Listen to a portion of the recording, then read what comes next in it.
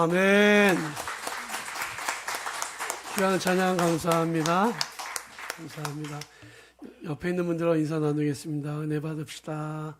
네, 감사합니다. 할렐루야. 예, 하나님의 은혜와 우리 구주 예수 그리스도의 평강이 오늘 거룩한 예배의 자리에 함께한 우리 태연의 성도들과 가정 위에 함께 하시기를 주님의 이름으로 축원합니다.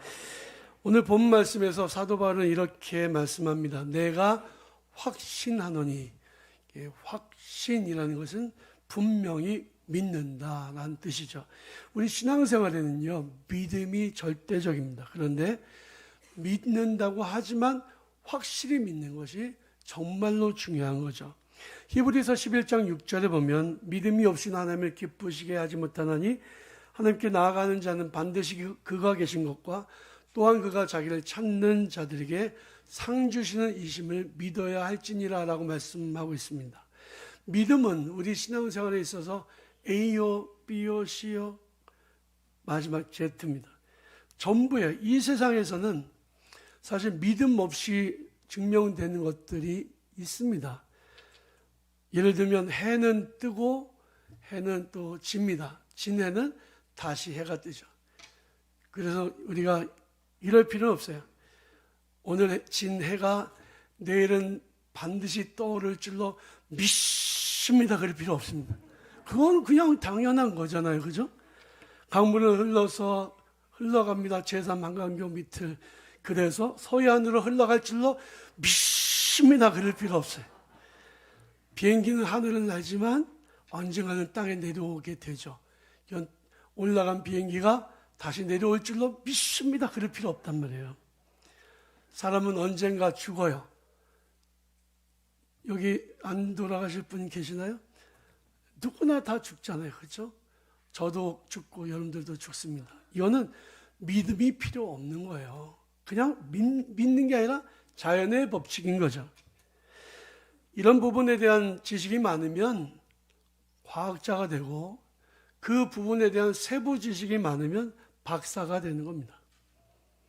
이 세상에 있는 모든 것들은 거의 대부분 다 과학의 법칙으로 설명되고 있어요. 설명 가능합니다. 그러나 믿음이 필요한 부분이 있습니다. 그것이 뭐냐면 과학으로 설명될 수 없는 신비의 영역이죠. 거룩한 부분입니다. 사실 이 부분이 훨씬 더 중요하고 훨씬 더 큰 영역이지만 사람들의 관심은 눈에 보이는 데에만 있습니다. 이 세상에서의 육적인 삶에만 관심이 있다는 거예요. 성도들 가운데에 믿는 것 같긴 한데 믿음이 없는 경우도 있고요. 믿음이 있는데 조그만 시련이 와도 어려움이 와도 휘딱휘딱 넘어가는 그런 약한 믿음을 가지고 계신 분들도 계십니다. 여러분들은 어떠신가요? 베드로가 하루는 제자들과 함께 열심히 노를 저어가면서 갈릴리 호수를 건너가고 있는데 막 폭풍우가 일고 바람이 불어서 한 찹도 나가지 못한 상황이에요. 근데 그때 누가 자기들 향해서 물 위로 걸어오는 모습을 보았습니다. 그분이 예수님이셨지만 제자들은 유령이라고 생각했어요. 베드로가 재빨리 이렇게 이야기합니다. 주여, 만약에 주시거든 저를 명하여 이 물 위를 걸어오라고 하게 하소서. 그때 예수님께서 오라 라고 말씀하셨더니 베드로가 즉시 물 위를 발을 딛고 걷기 시작합니다. 얼마를 걸었을까요? 갑자기 자기를 향해서 덮쳐오는 큰 풍랑을 보는 겁니다. 그 순간에 주님께 두었던 시선을 빼앗겨버리고 그 풍랑을 보고 두려움이 찾아왔습니다. 물속으로 빠져들어가는 베드로가 주님 저 좀 살려주십시오. 그때 예수님께서 이렇게 말씀하시죠. 작은 자여, 내가 어찌하여 의심하였느냐. 우리는 믿음을 갖고 있는 것 같아요. 그런데 실제로 시련이나 환난이 오면 믿음을 잃어버리게 되는 경우가 많습니다. 믿는 것 같은데 확신을 못하는 거죠. 이어령 박사가 쓴 책 중에서 지성에서 영혼으로라는 책이 있습니다. 옛날에 나왔던 영화 중에 지상에서 영원으로라고 하는 책을 이름을 카피해서 쓴 거죠. 근데 정말 적절한 제목이라고 생각을 합니다. 왜냐하면 이어령 박사는 우리 대한민국의 지성인을 대표할 만큼의 엄청난 지성인이었기 때문에 그렇습니다. 그는 모든 것을 합리적으로 과학적으로 생각하는 훈련이 되어 있었습니다. 그렇게 글도 썼습니다. 그러니까 종교나 기독교 신앙에 대해서 좋은 말을 쓰지를 않았어요. 그런데 어느 날 자기 딸이 죽을 병이 걸려서 죽어가다가 다시 살아나고 그 과정 속에서 하나님의 개입하심을 경험하고 나니까 지성으로는 도저히 해결할 수 없고 설명할 수 없는 그런 세계가 있다는 사실을 비로소 보게 되었습니다. 그가 예수님을 영접하고 그가 이제 영적인 부분에 관심을 갖게 된 거죠. 여러분, 성도들은요, 이 세상에 살아가면서 영혼에 대한 관심이 있는 사람들입니다. 교회 나와서 단지 육적인 데에만 관심을 갖기를 원한다면 교회에 굳이 나올 필요가 없어요. 교회는 영적인 세계에 대해서 이야기하는 곳입니다. 그래서 성도들은요, 믿음의 영역에 대해서 확신이 있어야 돼요. 만일 교회를 다니고 겉으로 보면 기독교인 같아 보여도 이런 확신이 없다면 그 사람은 무늬만 기독교인인 거예요. 1년이 넘도록 우크라이나에서 전쟁이 일어나고 있습니다. 러시아의 침공으로 인해 수많은 사람들이 죽임을 당하고 군사들이 고통을 겪고 있죠. 포로로 잡혔던 포로들을 교환하는 일이 있었는데 서방의 언론 기자들이 가서 취재를 했습니다. 그런데 특이한 점을 발견했어요. 러시아 병사들은요, 침울해서 그냥 패잔병이에요. 버스에 타고 있는데 대화하는 사람도 없습니다. 그냥 그렇게 고향으로 그냥 실려가고 있었어요. 그런데 우크라이나 군사들은 구호를 외치고 군가를 부르면서 막 투쟁에 대한 의욕을 불사르고 있었습니다. 기자들이 말하길 우크라이나가 전쟁에서 이길 수밖에 없다라고 이야기했어요. 왜? 목적의식이 뚜렷한 사람들이 누구냐? 우크라이나 군인들이었다는 거죠. 우크라이나 군인들은 자기의 나라를 지키겠다는 결의로 가득 차 있었습니다. 확신이 있었습니다. 러시아 군인들은 그냥 가라고 했으니까 나왔을 뿐이에요. 확신 없는 전쟁을 한 거죠. 내가 왜 예수 믿고 있는가? 내가 왜 교회를 가는가? 왜 내가 예배를 드리고 내가 왜 헌신하고 헌금을 드리는가? 여기에 대한 확신이 없으면 우리의 믿음은 헛것입니다. 우리 믿음을 통해서 얻어질 수 있는 것은 아무것도 없어요. 그래서 성도들에게는 확신이 있어야 되는데 제가 오늘 성도들에게 반드시 있어야 될 확신을 소개해 드리려고 합니다. 첫 번째로는 내가 죄인이라는 것과 예수께서 나를 구원하셨다는 확신이 반드시 필요합니다. 여러분 믿으십니까? 여러분들이 죄인이었던 것을 믿으십니까? 죄라고 하는 것은요, 사실은 대한민국의 법을 어긴 것을 죄라고 얘기하잖아요. 성경은 그렇게 이야기하고 있지 않습니다. 성경에서 이야기하는 것은 양심의 법도 있고요, 하나님의 법이 있습니다. 양심의 법에서 어긋나는 것도 죄고 하나님의 법에서 어긋나는 것은 분명한 죄라는 거죠. 그래서 모든 사람이 죄를 범하였음에 하나님의 영광에 이르지 못하였다라고 성경은 말씀하고 있고, 사실 우리 자신을 돌아보면 우리는 여기에서 자유로울 수가 없을 거예요. 의인은 없나니 한 사람도 없다 라고 성경은 말씀하고 있습니다. 그런데 사람들은 저마다 자기의 죄에 대해서 심각하게 생각하지 않습니다. 내가 만약에 죄인이라고 하는 확신이 없다면 내가 하는 말이 항상 옳고 내가 하는 행동이 항상 옳기 때문에 누구의 도움 없이도 나는 착하게 살 수 있다고 생각할 수 있을 거예요. 하지만 우리는 모두가 죄인인 것을 인정하는 사람도 아닙니까? 그렇기 때문에 우리에게는 내가 어쩔 수 없는 일들, 내가 어떻게 해결할 수 없는 문제들이 있기 때문에 주님의 도우심이 필요한 거죠. 사도 바울은 로마서에서 오호라 나는 공고한 자로다. 내가 마음에 원하는 선을 행하지 않고 원치 않는 악을 행하는도다. 누가 나를 이 삶의 법에서 건져낼 것인가? 라고 탄식을 하는 모습을 보게 됩니다. 나는 죄인 아니라고 얘기하면 그것은 그 자체가 교만한 거예요. 인간은 죄 앞에서 연약한 존재들입니다. 내가 죄인이고 예수 그리스도께서 나의 죄 문제를 해결해 주시고 나를 구원해 주셨다는 분명한 확신과 믿음이 있을 때 우리는 하나님의 자녀로서의 삶을 살아갈 수 있습니다. 여러분, 이런 확신이 여러분들에게 있으시기를 바랍니다. 둘째로, 하나님이 나를 사랑하신다는 사실을 확신해야 됩니다. 이 세상에 70억 정도의 사람이 있어요. 그런데 그 사람들 중에 하나님이 나를 아신다. 이거 정말 신비죠. 저는 간혹 가다가 그런 생각을 할 때가 있습니다. 기도하면 하나님이 제 마음에 하나님의 사랑을 알게 하시고 그 하나님의 사랑에 깊이 빠지게 하시고 기도하면 그분이 들어주시고 응답하시고 내게 새 힘을 주시고 이것을 경험을 해요. 그런데도 어떨 때는 이 70억 인구 중에서 하나님이 내가 널 사랑한다고 말씀하시는데 하나님이 어떻게 나를 알고 계시지? 이런 생각을 할 때가 있어요. 가끔씩. 그게 신비인 거죠. 그런데 여러분, 하나님이 전능하시고 모든 것을 아시는 전지하신 분이시라는 사실을 여러분들 믿으십니까? 하나님이 전지전능하신 하나님이시라면 나에 대해서 모르시는 것이 하나도 없으신 것이 당연한 거죠. 우리 인간의 생각으로는 한, 둘, 열 그러면 다 모를 것 같죠. 하나님은 다 알고 계세요. 내가 누군지, 내가 어떤 존재인지, 내게 지금 무엇이 필요한지 하나님은 다 알고 계십니다. 그래서 시인은 노래하기를 내가 새벽 나에게 치며 땅끝에 가서 거할지라도 하나님 그곳에서도 나를 보고 계신다라고 고백하고 있는 거예요. 하나님이 여러분들을 사랑하신다는 것을 여러분이 확신하시기를 바랍니다. 하나님은 여러분을 정말로 많이 사랑하고 계세요. 세상은 이 사실을 알지 못하죠. 하나님이 세상을 이처럼 사랑하사 독생자를 주셨으니 이 누구든지 저를 믿는 자마다 멸망치 않고 영생을 얻게 하려 하심이라고 분명히 성경은 말씀하고 있지만 사람들은 하나님의 사랑을 모릅니다.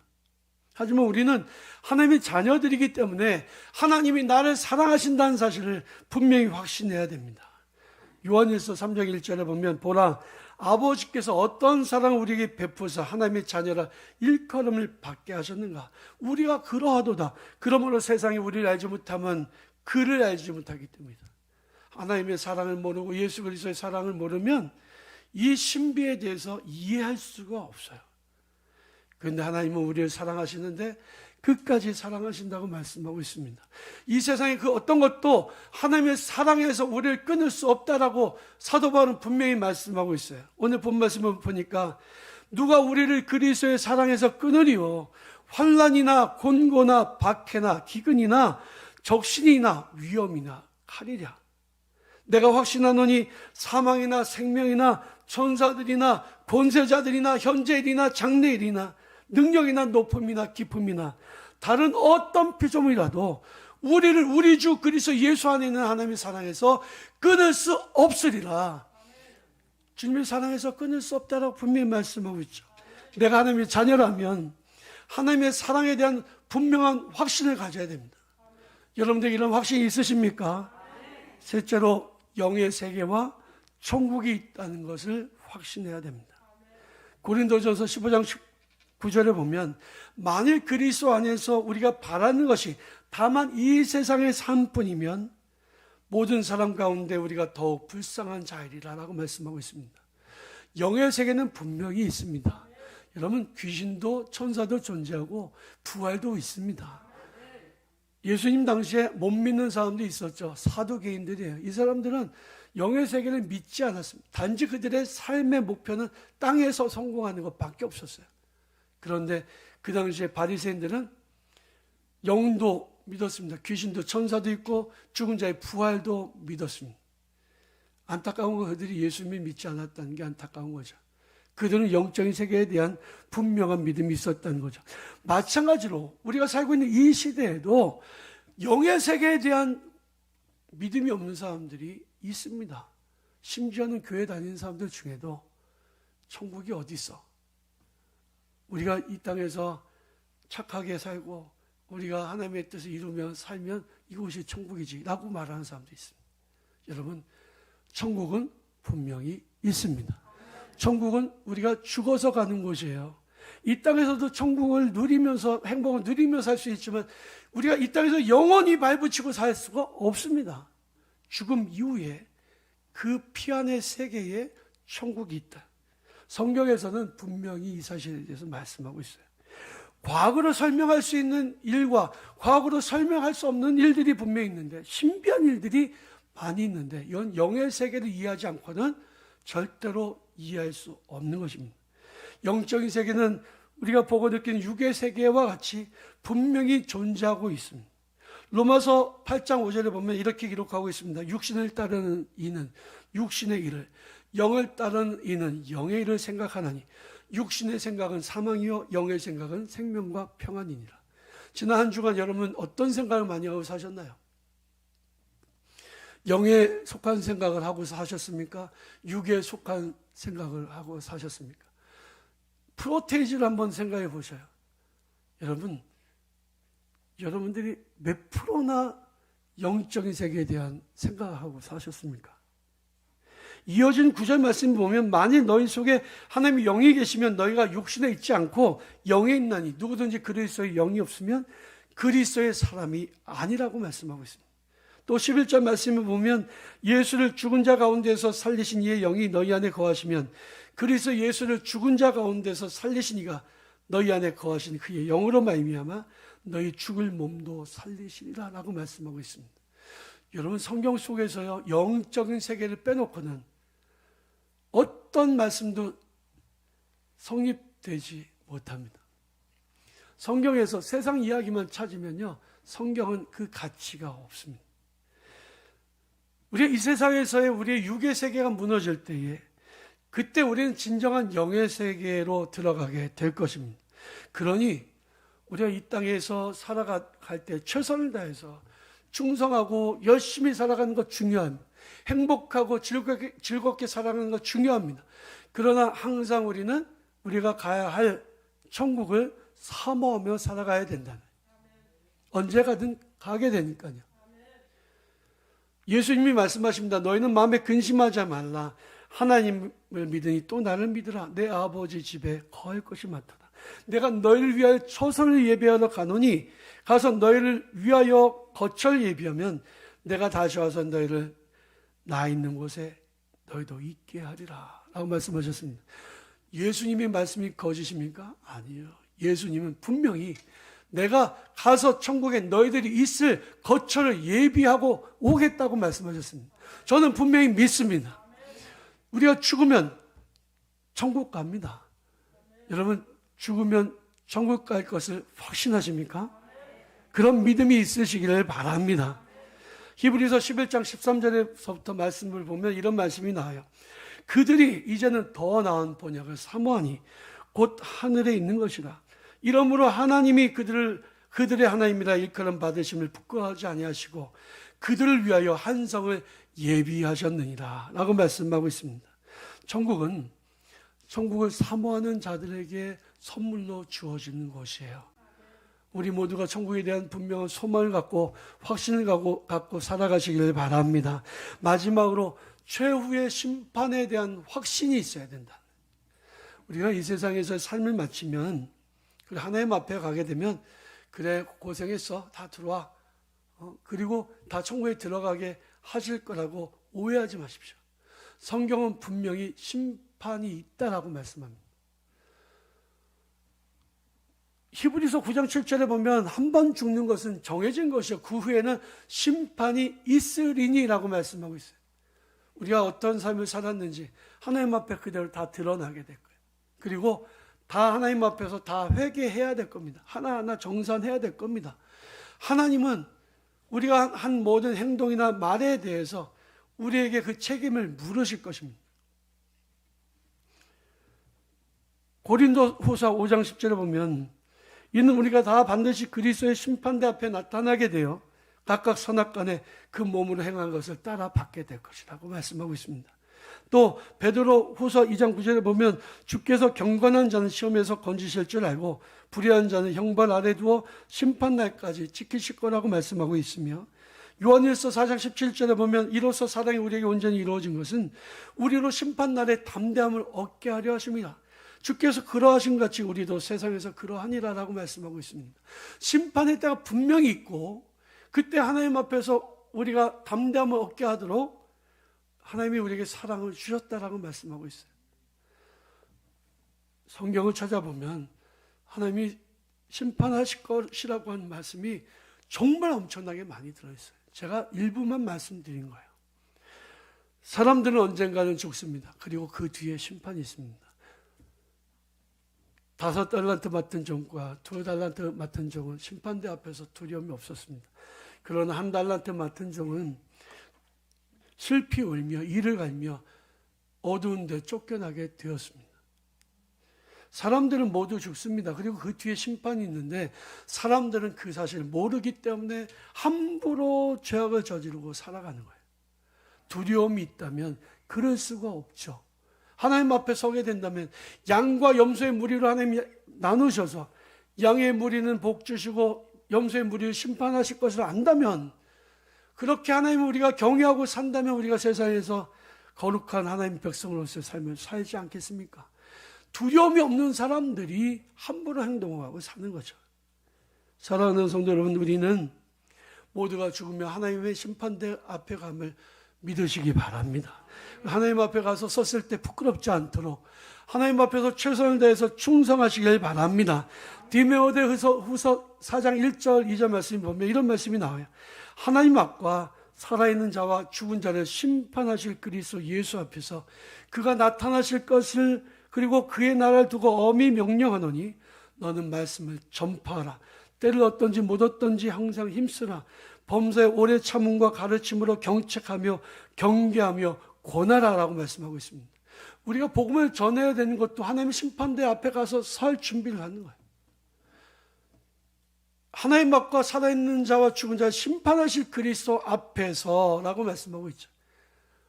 우리는 이런 두렵고 떨리는 마음을 가지고 우리에게 허락된 이 땅에서의 삶을 살아가야 됩니다. 그런데 내게 이런 믿음이 없어요. 이런 확신이 없어요. 그렇다면 어떻게 될까요?